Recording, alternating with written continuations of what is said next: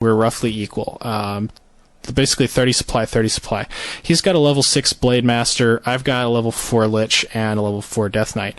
That may not sound so great, but ultimately, just because nuking is such a good way of dealing with the Blade Master, and he doesn't he lost his buildup of Wyverns, trying to chase me off of his expansion. That actually works out pretty well for me. But I am going to get a Dreadlord eventually in this game, and it's going to drag on for quite a bit still. Once I've taken down that one expansion and I've managed to kind of to kill off his army, basically that he tried to stop me from killing his expansion with. Once I've done that, I am going to I'm going to go ahead and creep my heroes up to level 5. Also, I'm going to kind of look at expanding myself. Like you notice I had an Acolyte out there. He actually scouted and killed it. But more important than anything, I'm going to kind of keep my shades moving around the map. Let's see if I'm actually doing that right now like a good boy. I'm kind of not. But basically the most critical thing here is just to not let him expand again. Because really, for those of y'all that have problems with Wyverns, I'll talk about it a little bit. For one thing, high-level heroes are quite good against Wyverns. They really don't stand up too well, especially like if they get webbed to like a 4 Lich and a 5 Death Knight.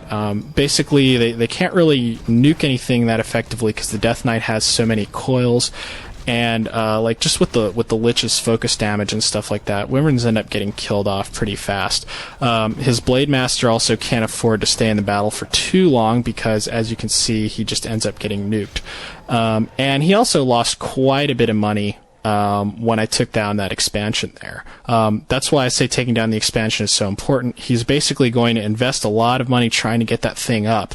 But since he spent all that money on towers, his army really isn't going to be superior to yours. So if you can get in there and cancel those towers, you're going to basically put him in a situation where he's forced to either try and fight with you to keep his expansion up, or get like even more behind in the resource game because he lost all the resources that he pumped into trying to build those towers and such.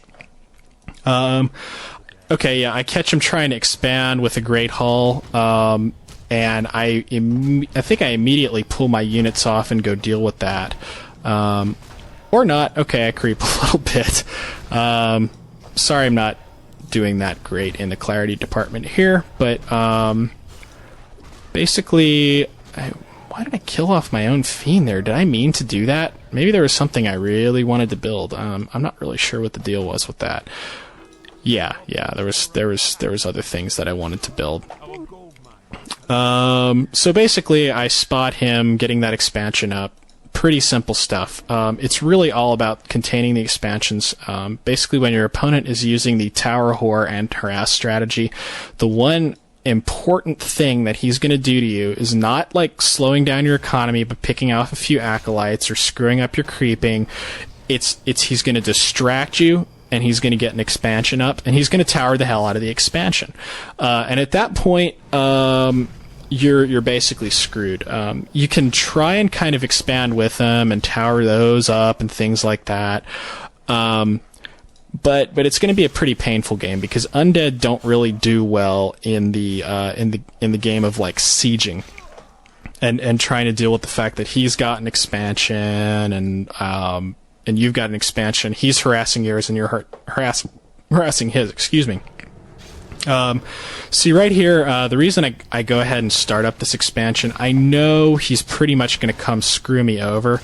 I'm ultimately really just kind of trying to force his attention to somewhere that I can deal with him.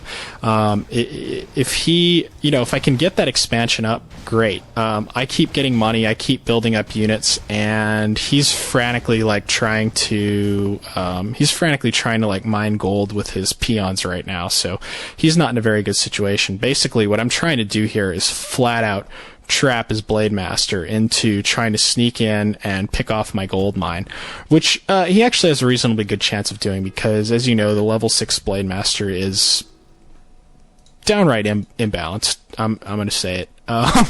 He's not really worse than any of the other imbalanced stuff that Orc can throw at undead. But yeah, he's a little overpowered at this level. So that's basically what I'm trying to do. I'm going to keep an eye on him with my shades. I'm not really going to worry too much about him trying to desperately mine gold by running his acolytes. I'm basically looking for an actual expansion here, like when he gets enough money going.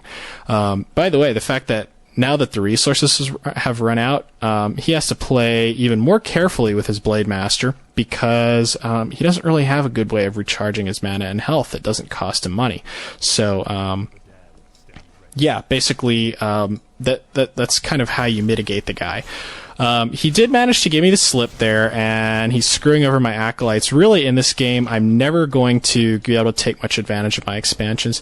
If you watch here, if I had had my shade in better position, I probably could have done a good bit more damage to him, but alas, I didn't. However, I'm going to show you No, not yet. Eventually, I'm going to show y'all how I go about trapping a Blade Master. And the gist basically is that you use sleep. And I'm going to do it here a little bit. You sleep him, you nuke him, you do some damage to him, and then you sleep him again. But I didn't sleep him again in time, so I'm a noob. You'll get to see it later. Basically, the whole point of sleep there is not like so you can get surrounds or anything, because obviously he can get out of those. The whole point is just to be able to... God, I can't believe he gets away here. That was really scrubby of me. Like I said, there's mistakes in this game. He really should have died. The point of sleep is just to give you time for your nukes to recharge. That's all there is to it. And...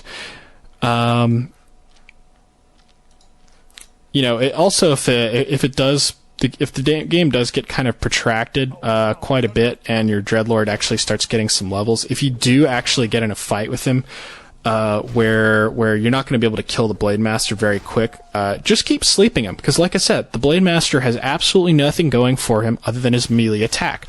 So all you got to do is just, you know, if you can stop him from attacking in any kind of way, you've kind of successfully countered him. So that's why I really advise going for the Dreadlord third against the Blade Master. The other advantage he has against like other possibilities that like keep him from windwalking. For example, you can get like the Fire Lord or something like that. Dreadlord's just a little bit more solid choice because A, he's coilable, and B, he actually stops the Blade Master dead in his tracks. Giving you time to kind of cluster your army around him and recharge your nukes and do all that good stuff, where you really screw him over. And finally, here in a little bit, you're going to see the Blade Master trap involving sleep kind of come into play. He windwalked in, and and this is really nasty, actually. This is like pretty uncounterable stuff. From the Blade Master, where he basically starts using his nasty little... Oh, another point of sleep. I went ahead and wasted a coil there, but the point was I had to stop him from staffing out. The thing about the Blade Master is he can go and start using Blade Storm to take out your buildings. And he'll do that, and he'll run away. And basically, if he has money at that point to keep recovering his Blade Master, do all that good stuff, then you've pretty much lost the game. It's really a huge pain in the ass. If you can keep him down to one base like I've done in this game, you can win in a reasonable amount of time, like 30 minutes. Otherwise, you're pretty much going to have to like expand in like 2 locations, tower the hell out of him, and play really defensive, and just let the map get mined out. I've seen some older games back when NC Dude was he's kind of the one that invented this strategy, I guess. Back when NC Dude was still playing like pretty prominently on ladder, I saw some players like, I think it was Lucifer, actually beat him that way. Basically, what Lucifer did is, you know, he just took a few expansions, got like Fiends, Destroyers, kind of your typical strong undead late game army, and he defended him like hell. And NC Dude kind of mined out all the other expansions on the map, whereas Lucifer just kind of kept like 2 to 3